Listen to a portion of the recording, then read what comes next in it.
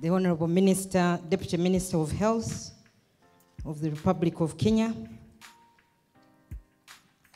the CEO of Merck, Dr. Rasha Kelej, various dignitaries who are here, media personalities from all over Africa, I greet you all this evening and thank you very much for honoring the invitation to be here. Allow me, first of all, to thank the CEO of Merck for inviting me to officiate at this very important event when we are recognizing the various media personalities that have been engaged in this campaign to destigmatize infertility on the African continent. Thank you very much, Rasha, for welcoming me. I want to thank the government of Kenya for also hosting this function. Of course, when you see a minister turning up for an event, then you know that they are involved. The chief administrator, Kenya decided to take on a different system. The minister is a cabinet secretary. For us, we call them ministers. The chief administrative officer, because the work in health is too much. So the new title is that of a deputy minister. So MC, please note that, Brian. So ladies and gentlemen, as you all know, fertility care has been a gray area in most of our African settings. Infertility, as you all know, has been a major challenge. And of course, WHO estimates that 25% of the couples have actually had challenges of infertility. And of course, as you all know, the burden or the blame has often been to the women. And matters are further compounded by the fact that the surveys have been based on women's infertility, and therefore male infertility remains unknown, not only on the African continent, but globally. So the statistics that we are quoting are actually statistics based on the women who have come out, gone to the health facilities, or have spoken about their infertility. So we need to work doubly hard to get the men involved. And thank you, Merck, for actually coming up with this initiative of not only destigmatizing infertility, but also creating awareness about infertility. Uganda has been no exception, as you all know, just like most of the African countries. We have had programs regarding reproductive health, talking about family planning, sexually transmitted infections, no mention about infertility. And yet this is also a reproductive health issue. So as government of Uganda, I'm glad that I took up this mantle, which I always tell my story because it was difficult to even convince my technical people to take up this subject matter. The talk has been on family planning and how to encourage couples to have fewer children. And here I was bringing on board others, another group of people. And we all know that this is a human right. Giving birth is a human right. And if it is a human right, then it's government's responsibility to take up this mantle and assist couples that have challenges in giving birth. I'm glad that in my country, this matter, of course, is enshrined in the Constitution of the Republic of Uganda. So our Constitution recognizes the right to having a family, and for that matter, it is also our responsibility to ensure that services are available for those that cannot be able to give birth and need to be assisted. Unfortunately, this has not been an area that was taken up by our government. However, despite that, I'm glad that with support from the media, the Ugandans who are here, please stand up. Because when we launched this campaign in 2016, please help me clap for these people. Thank you very much. When we launched this campaign in February 2016, without technical support, I said the technical officers will find me. I moved on, launched the campaign, and it was those men and women that you have seen that helped me drive this agenda. There were efforts to build the women's hospital, but even in building the state-of-the-art women's hospital, issues of the assisted reproductive technology, IVF, remained a gray area. But I'm glad, talking about infertility, in the state-of-the-art women's hospital that we have put up, we have a whole 2 floors now dedicated to fertility care services, and IVF services will be provided.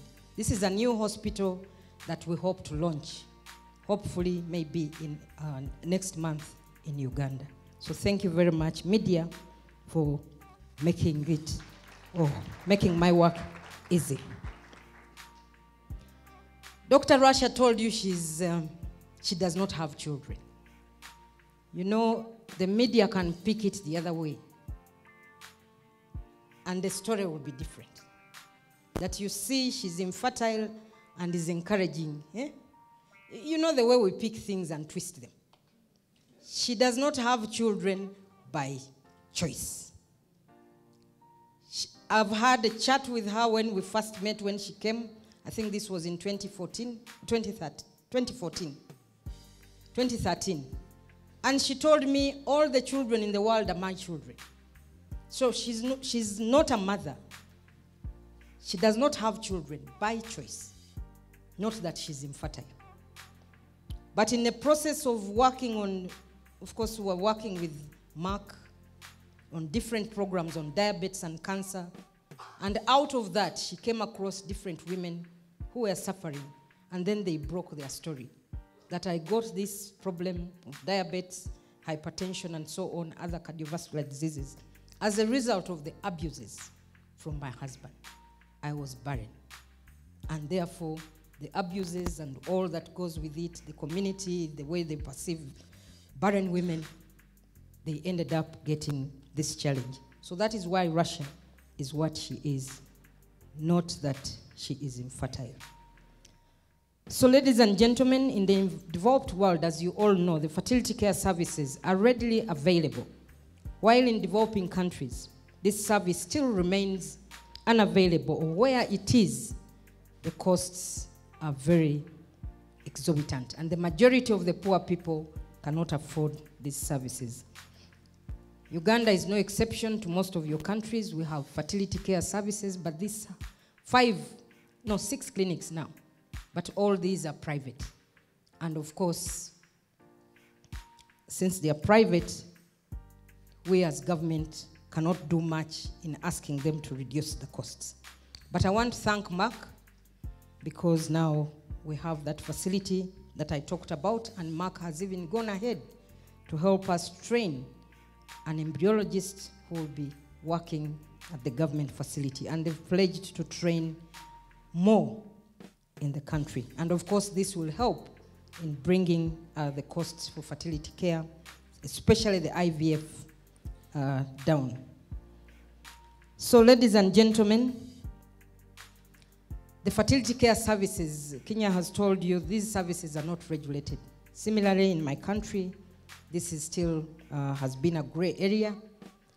We don't have any regulations, any laws in place, but I'm glad that now we're in the process of having these laws. The draft is being worked on, and we hope that very soon we'll have this bill in place.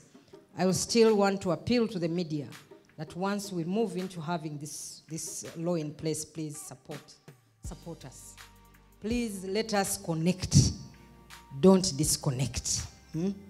This is where the challenge normally is.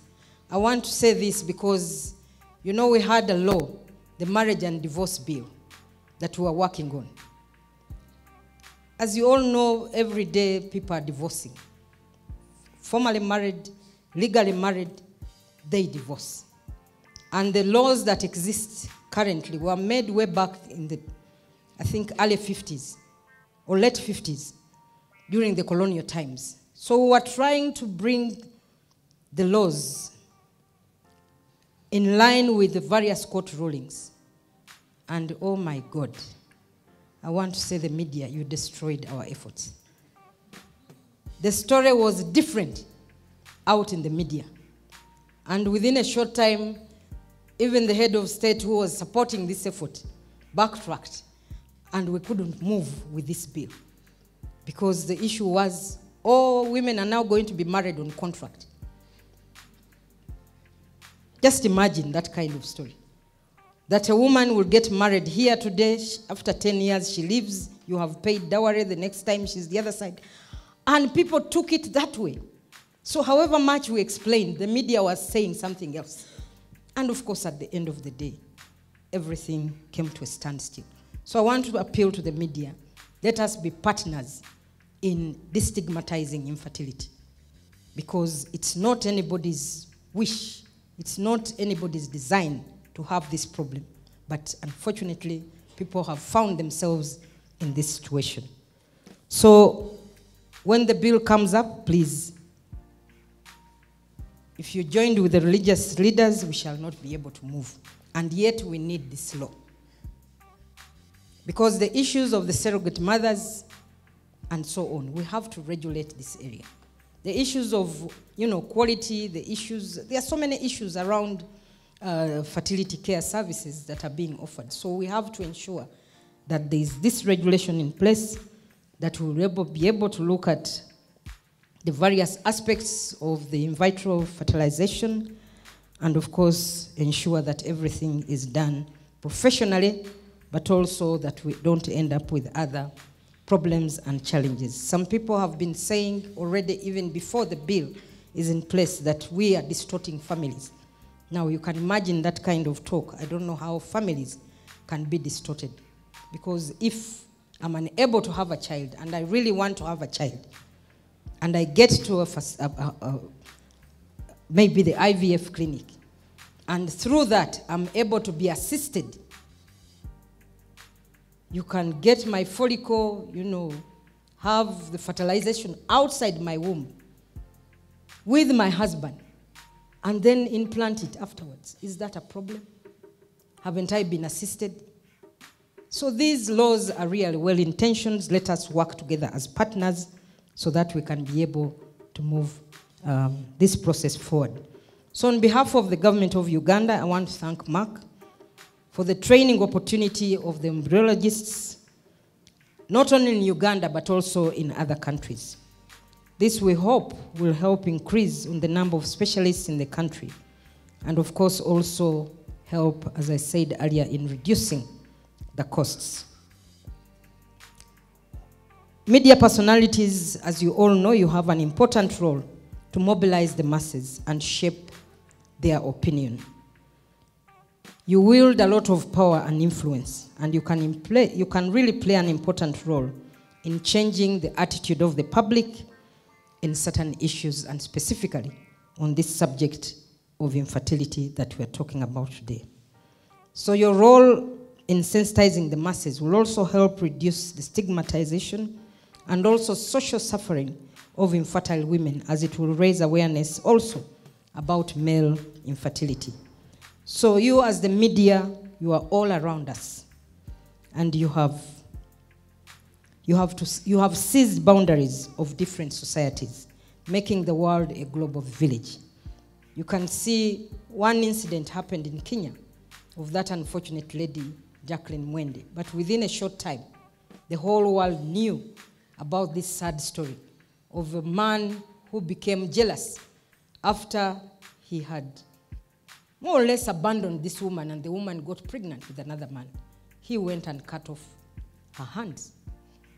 But I want to thank Merck and the government of Kenya that came in to support this lady, and she's now living a very comfortable life.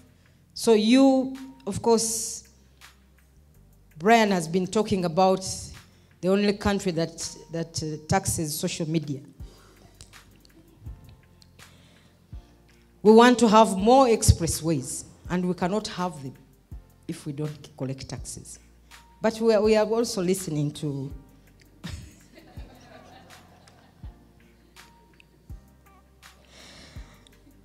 So within a short time, everybody is talking about Uganda taxing social media and so on. But 200 shillings, actually 6,000 per month is less than $2. It's $1.7 a month. Now I'm hearing mamas here. Now you are just like the Ugandans. We'll definitely sit down, ladies and gentlemen, and of course review that. You've already heard the president. We've heard the cries of the people, reducing the figure from 1% for sending mobile money to 0.5%. So we hope that Parliament will sit. We listen to the people. We are representatives of the people, and I can hear you also representing them here. So ladies and gentlemen, I really want to end by, first of all, congratulating all those people who will be picking awards this evening. It's very unfortunate that from my country, a number of them have been writing so many wonderful stories.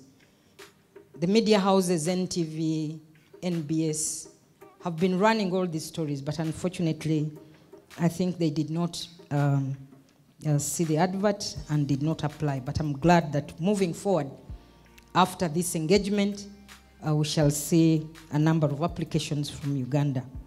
So ladies and gentlemen, allow me to end by saying that the struggle still continues. The journey to destigmatizing infertility has just started. And let's all work together to break the negative belief among societies, among our communities, on this subject of infertility. We already have the platform, and research shows that on average, every man or human being spends not less than 4 hours, either watching TV, reading newspapers, or even on social media. So let us use that platform to change the world, the perception of the people on this issue of infertility. As I said before, please let us connect, not disconnect. Thank you very much for listening to me. May God bless you all.